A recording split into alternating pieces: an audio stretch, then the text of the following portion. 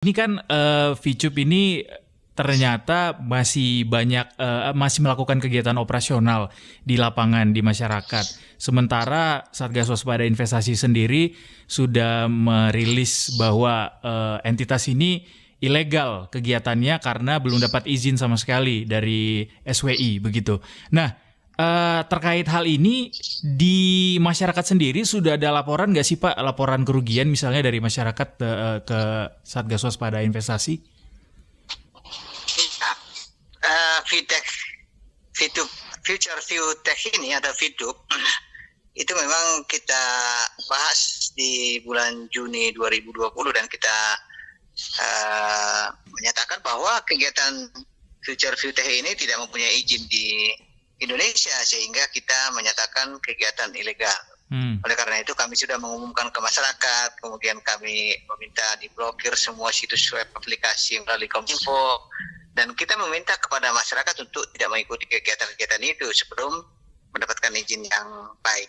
Namun demikian sampai saat ini belum ada pengaduan mengenai masyarakat yang dirugikan oleh fintech ini, karena memang kami meyakini masyarakat kita sudah semakin cerdas, tentu tidak terjebak dengan kegiatan-kegiatan yang akan merugikan mereka. Jadi masyarakat saat ini yang mengadukan hanya mengatakan bahwa saat ini ada operasional Fidup, tapi belum ada ada yang dirugikan karena operasional Fidup ini.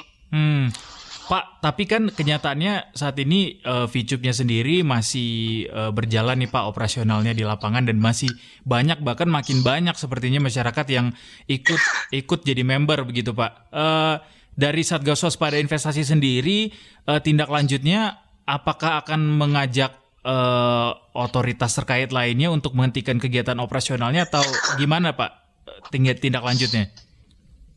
Ya, jadi ini memang dari dua sisi. Yang pertama, Satgas Waspada Investasi yang merupakan koordinasi dari berbagai 13 kementerian lembaga sudah mengumumkan hal ini, dan ini kita meminta masyarakat untuk tidak mengikuti apabila memang kegiatan-kegiatan itu ilegal. Di sisi lain, masyarakat kita juga harusnya memahami dan mengerti bagaimana kita telah menyampaikan kepada masyarakat agar kegiatan-kegiatan yang tidak mendapatkan izin supaya tidak diikuti. Namun demikian memang saat ini kami sudah koordinasi juga dengan seluruh anggota Satgas Waspada Investasi. Ada Kemenkominfo yang saat ini masih memblokir PSE-nya, kemudian situs web aplikasi juga diblokir, kemudian juga dari kementerian-kementerian lain juga melakukan pembinaan, dan saat ini memang Fidup ini sudah mengurus izin sebenarnya, dari mereka sudah konsultasi dengan Satgas Waspada Investasi, namun beberapa hal yang masih diperbaiki tentu perlu perbaikan dari mereka. Nah, yang pasti adalah apabila kegiatan-kegiatan itu sudah mendapatkan izin dari otoritas, ini bisa dinormalisasi sepanjang memang kegiatan-kegiatan itu telah sesuai dengan peraturan perundang-undangan. Beberapa hal yang tentu kami minta kepada Fidup untuk membenahi kegiatan-kegiatan ini adalah untuk menertibkan komunitasnya. Karena mereka juga mengatakan bahwa banyak komunitas-komunitas Fidup yang mengatasnamakan Fidup yang mengambil kesempatan untuk mendapatkan keuntungan melalui Fidup. Nah, ini yang perlu ditertibkan oleh mereka. Jangan sampai ada Fidup-Fidup komunitas yang justru merusak nama baik mereka nanti kalau memang kegiatan itu sudah dinormalisasi. Nah, ini yang perlu ditertibkan. Kemudian yang kedua adalah, walaupun mereka saat ini sudah mendapatkan izin industri, izin dari PSE, mungkin dari izin dari OSS, tetapi kegiatan-kegiatan ini berdasarkan diskusi kami dengan mereka, ada beberapa hal yang perlu diperbaiki. Yang pertama adalah bahwa mereka tidak boleh menggunakan uang asing selain rupiah dalam transaksinya. Nah, itu, dan mereka berjanji memperbaiki. Kemudian juga kita juga menyampaikan bahwa Fidup ini kan kegiatan jasa periklanan, sehingga harusnya memang tidak ada sistem referral di sana yang merupakan ciri khas dari multi level marketing.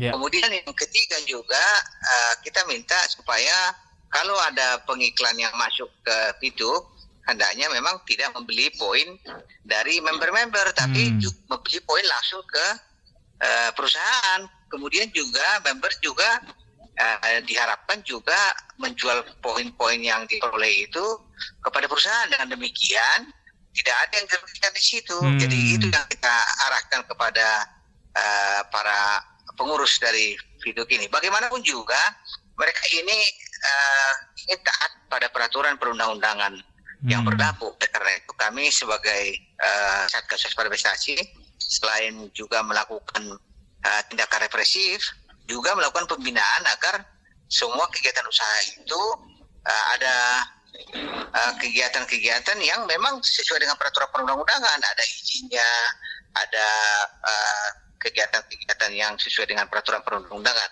Seperti kita ketahui banyak juga dulu kegiatan-kegiatan yang dulu kita nyatakan ilegal dan mereka sudah mengurus perizinan dan kita normalisasi. Contohnya dulu Top Fusion, kita dulu hentikan kegiatannya, mereka sudah mengurus izin. Eco Racing juga seperti itu, kemudian beberapa kegiatan-kegiatan lain. Jadi kita tidak melulu memang memblokir tanpa memberikan peluang bagi mereka berusaha, tetapi tetap kita arahkan supaya mereka berusaha sesuai dengan ketentuan perundang-undangan, terutama dalam rangka perlindungan masyarakat. Yang kami harapkan dari setiap perusahaan seperti ini adalah ada nilai tambah bagi perekonomian Indonesia, tentunya memberikan kontribusi dalam rangka peningkatan terutama sisi ekonomi para masyarakat yang mengikuti. Jangan melakukan penghimpunan dana yang tidak sesuai dengan peraturan perundang-undangan. Itu yang kami sampaikan saran ke Fitup, dan mereka kelihatannya memang akan menuruti saran dan pembinaan dari kami Satgas Waspada Investasi dari 13 kementerian lembaga, dan kita lihat nanti bagaimana perkembangan pengurusan izinnya. Kalau memang sudah clear, kita akan kaji kembali dan kita akan monitor pelaksanaan kegiatan dari Fitup ini. Oke, Pak Tongam, kalau dilihat dari sisi operasionalnya kan dulu tuh kita sempat tahu bahwa ada yang namanya Mimiles yang juga dihentikan operasionalnya karena himpun dana dari masyarakat, terus ada top up juga, season top up. Kegiatan usaha perikanannya juga ada juga di situ Pak, dan tanpa izin. Dari sisi rasionalitas juga kita lihat kalau dari si Fitupnya sendiri kurang rasional nampaknya, dan seperti menggunakan skema Ponzi gara-gara bonus-bonus yang diterima para anggota ini dihimpun dari peserta-peserta baru yang direkrut. Nah, kalau dilihat dari kegiatan yang mereka lakukan saat ini, kalau dari SWI-nya sendiri Pak, Satgas Waspada Investasi, hasil penelusurannya terhadap kegiatan yang dilakukan Fitup ini sendiri sejauh ini gimana Pak penilaiannya? Iya, ini tentu berbeda dengan Mimiles ya. Mimiles itu sama sekali nggak ada izin. Mereka izinnya itu hanya izin untuk melakukan edukasi kemudian mereka melakukan penghimpunan dana dengan top up. Contohnya 3 juta dapat motor, 7 juta dapat Fortuner, 11 juta dapat Alphard. Ini berbeda sekali. Jadi kita tanpa bekerja juga bisa melakukan Mimiles. Memang itu sangat-sangat tidak mungkin ada kegiatan operasi seperti itu. Dan saya kira Mimiles itu walaupun ngurus izin dimanapun tidak akan bakal bisa dapat seperti itu izin. Nah, kalau Fitup ini yang sesuai dengan yang kita diskusikan, fokusnya adalah tidak merupakan kegiatan skema Ponzi dan tidak merupakan kegiatan member get member. Tetapi prinsip utama yang disampaikan ke kami oleh mereka, dan tentunya ini sangat menarik dan merupakan suatu, menurut kami bisa jadi menjadi inovasi juga, bahwa prinsip utamanya mereka tidak mengumpul dana dari masyarakat. Jadi tidak ada pembayar dari masyarakat. Ini yang kita pegang. Jadi tidak ada istilah masyarakat bayar. Itu yang paling utama. Kemudian prinsip yang kedua, karena memang ini adalah jasa, kita juga sangat concern dan hati-hati. Ini kan masyarakat diminta untuk menonton iklan. Kemudian atas menonton iklan itu diberi poin. Nah, ini dari isu ilustrasi yang kita dapatkan dari mereka adalah seperti contohnya YouTube. YouTube ini YouTubersnya kan mendapatkan uang dari YouTube karena ada pengiklan masuk ke sana, di mana viewersnya tentu mendapatkan informasi dari YouTubers dan ada slot-slot iklan di sana, sehingga YouTubers itu mendapatkan uang di sana kan, tetapi penontonnya nggak dapat uang kan, viewersnya nggak dapat.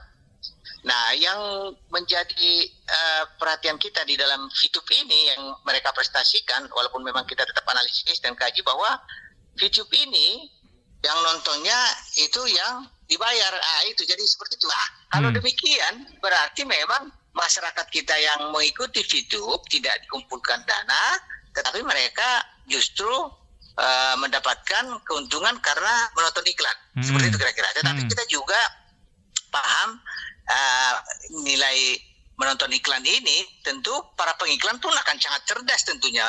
Karena apa? Pengiklan ini kan akan bisa mendapatkan uang kalau ada yang beli, bukan karena ada yang menonton, kan gitu. Betul. Jadi kita juga, karena ini juga nanti kalau memang tetap pengiklan itu masukkan iklannya di VTube, tetapi ternyata barang yang nggak laku jual, otomatis mekanisme pasar kan berlaku. Betul. Kalau memang dia nggak laku, otomatis dia tidak akan ada yang membeli dia. Betul. Hanya untuk oleh karena itu VTube ini kalau memang dia ingin berhasil, ya harus juga penontonnya itu mungkin akan beli produk-produk yang diiklankan. Begitu. Kita kasih ke mekanisme pasar saja. Jadi pada dasarnya kita positif saja berpikir sepanjang dia tidak menghimpun dana, tidak merugikan masyarakat. Tetapi kalau dia menawarkan contohnya iklan-iklan ditonton oleh para member dan memang tidak beli, otomatis pengiklan juga nggak mungkin ada yang datang, kan gitu kan. Betul. Jadi kalau umpamanya kita biarkan juga dia makan seperti itu, ya memang tidak akan ada pengiklan yang masuk ke VTube kalau memang tidak memberikan keuntungan, kan bisnis namanya. Jadi menurut saya sih memang secara logika kita kalau sepanjang dia mendapatkan perizinan dari otoritas yang sudah terkait dan kemudian dia beroperasi, ternyata pengiklannya nggak ada yang datang, sementara dia tidak menghimpun dana dari masyarakat. Nah ini kan bagaimanapun juga bisnis harus jalan kalau memang ada biaya yang dipenuhi dengan masuknya pengiklan. Jadi itu ya sama seperti ini. Kalau iklan nggak ada, dari mana YouTube mau bayar mereka, kan gitu kan? Betul, Pak. Ini itu juga ditonton oleh viewers YouTubers, ya belum tentu juga beli, kan gitu juga. Seperti itu mereka menjelaskan, dan ini memang menarik. Artinya gini, artinya kita harus membuka peluang juga bagi inovasi-inovasi yang memang memberikan peluang meningkatkan pendapatan masyarakat tanpa merugikan masyarakat. Kalau kami lihat sebenarnya ini yang perlu dipahami, bahwa kegiatan-kegiatan seperti VTube ini kalau memang dia berlaku hukum pasar, artinya penontonnya dibayar tapi iklannya nggak ada, ya pasti dia tutup, kan gitu kan. Betul. Nah itu, jadi itu hanya itu. Oke, Pak, ini kan berarti saat ini kan VTube masih belum mendapatkan izin, Pak, untuk melaksanakan operasionalnya. Dan sementara di lapangan mereka kelihatannya sudah ada izin, sudah di OSS sudah ada, dan mereka sudah kirim ke kami, dari Kementerian Perindustrian juga sudah ada. Mereka sudah kirim ke kami. Kami saat ini sedang menganalisis mengenai bagaimana kegiatan itu sesuai dengan perizinan. Jadi sudah beberapa bulan ini mereka mengirim surat ke kami, dan sudah ada 2 kali kalau nggak salah kami bahas dengan VTube, dan kami masih belum yakin. Sudah 2 kali, mungkin nanti kita akan bahas lagi, saya nggak tahu, mungkin dalam waktu dekat, untuk melihat perkembangan di lapangan. Tetapi kami juga mengharapkan VTube menertibkan semua komunitas-komunitasnya. Jangan sampai ada VTube lain yang dompleng VTube yang niatnya bagus, kan gitu. Itu yang perlu kita pahami. Artinya itu yang perlu kita monitor, bahwa Satgas Waspada Investasi tidak serta-merta memberikan normalisasi. Kalaupun saat ini VTube sudah memiliki izin dari otoritas. Karena apa? Karena kita ingin melihat dulu keamanannya, perlindungan masyarakatnya, kemudian kegiatan-kegiatan yang menghimpun dana, kemudian bagaimana dia beroperasi, seperti yang saya katakan tadi. Jangan sampai menggunakan mata uang asing. Jadi berbagai aspek kita lakukan dalam rangka perlindungan masyarakat. Sehingga apabila nanti VTube sudah dinormalisasi oleh Satgas Waspada Investasi, ya memang karena mereka sudah memiliki izin dan memang kegiatan-kegiatannya sesuai dengan izinnya. Pak, tapi berarti kan sekarang ini mereka sah-sah aja dong, Pak, berarti ya, karena udah punya dapat izin dari OSS, mereka sah-sah saja melakukan kegiatan operasi. kita belum normalisasi. Oleh karena itu makanya saya dari awal tadi sudah katakan masyarakat diminta untuk cerdas. Apabila kita sudah menyampaikan belum bisa berupa kegiatan yang tidak punya izin, ya masyarakat harus cerdas. Jadi bagaimanapun juga ini kembali kepada masyarakat juga sebenarnya.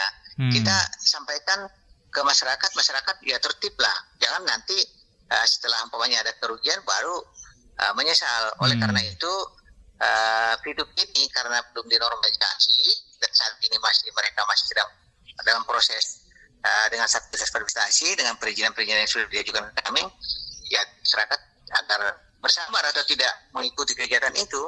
Itu. Jadi karena apa?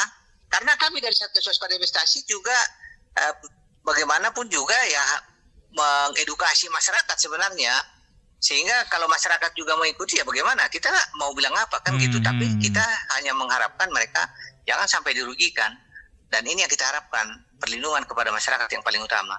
Oke, berarti masyarakat diminta untuk tetap mawas diri dan juga lakukan analisa ya Pak terhadap investasinya Pak. Sepanjang belum ada pemberitahuan normalisasi dari Satgas. Oke, Pak, terakhir tadi saya highlight sedikit yang soal transaksi. Mereka kan saat ini kalau misalnya dapat returnnya itu dalam bentuk dolar ya Pak, dihargai 1 poin itu $1 katanya. Kayak gitu-gitu yang harus dikonversi dalam rupiah ya Pak. Itu yang nggak boleh. Jadi dan mereka juga masih beli poin itu dari member juga masih ada Pak. Iya, itu yang perlu. Tadi saya sudah sampaikan seperti yang saya katakan tadi, saran dari Satgas Investasi. Kemudian itu menjadi hasil evaluasi kita pada pertemuan nanti. Kalau mereka sudah lakukan semua itu dan izinnya sudah clear, menurut saya ya memang begitu kegiatannya, tidak mungkin kita larang lagi kan gitu. Tetapi tetap kita monitor. Bagaimanapun juga sepanjang dia tidak menimbun dana dari masyarakat, membernya dapat keuntungan dari iklan, ya sama saja dengan YouTubers itu. Dari mana dia dapat coba dapatkan uang? Hanya saja ini ceritanya di blow up. Saya nggak tahu ya, kita berpikir jernih saja lah. Sepanjang usaha itu sudah clear izinnya dan kegiatannya sesuai dengan apa yang diizinkan dan kami tetap monitor, menurut saya sih memang ada upaya-upaya normalisasi. Dan ini tetap dimonitor tadi, jadi tidak ada member get member, kemudian tidak ada penggunaan mata uang asing, tidak ada itu tadi poin-poin dibeli antar anggota atau pengiklan membeli dari poin anggota, kegiatan-kegiatan seperti itu. Dan kemudian juga dia harus mengurus juga servernya di Indonesia, dan ini katanya memang mereka sudah mengurus seperti itu. Jadi langkah-langkah positif yang kita lihat sebenarnya, walaupun masyarakat kita saat ini kok YouTube kok rame, tapi memang sampai saat ini memang belum ada yang dirugikan, nggak ada. Belum ada laporan ya Pak? Belum ada. Laporan yang ada pada kami adalah YouTube makin merajalela. Ya merajalela memang kita sampaikan ke masyarakat jangan dulu. Kita sudah menyatakan ilegal. Oke, Pak, kalau nih Pak, sorry Pak, satu lagi Pak, kalau misalnya rekomendasi yang disampaikan tadi sama Satgas Waspada Investasi tidak kunjung dipenuhi, ada kemungkinankah operasional akhirnya ditutup atau seperti apa tindak lanjutnya Pak? Sekarang operasionalnya kita tetap nyatakan tidak bisa dilakukan, tetapi rekomendasi itu harus dipenuhi untuk normalisasi. Kalau rekomendasi itu nanti tidak dipenuhi, kita nggak normalisasi, atau setelah dinormalisasi ada rekomendasi kita yang dilanggar, ya kita bisa blokir lagi kan gitu kan? Iya, karena kita yang utama dari Satgas itu adalah perlindungan kepada masyarakat kita. Jangan sampai ada yang rugi, tertipu.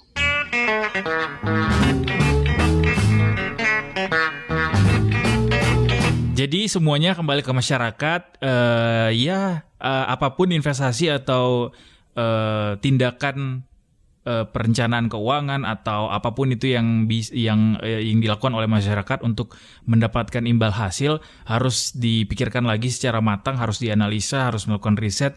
Jangan mudah percaya sama segala macam ciri mengenai investasi bodong di mana sejumlah keuntungan besar bisa kita dapatkan dengan sedemikian cepatnya. Semua tetap harus ada analisa dan masuk ke common sense-nya kita. Jangan sampai tergiur lagi-lagi sama yang namanya investasi bodong.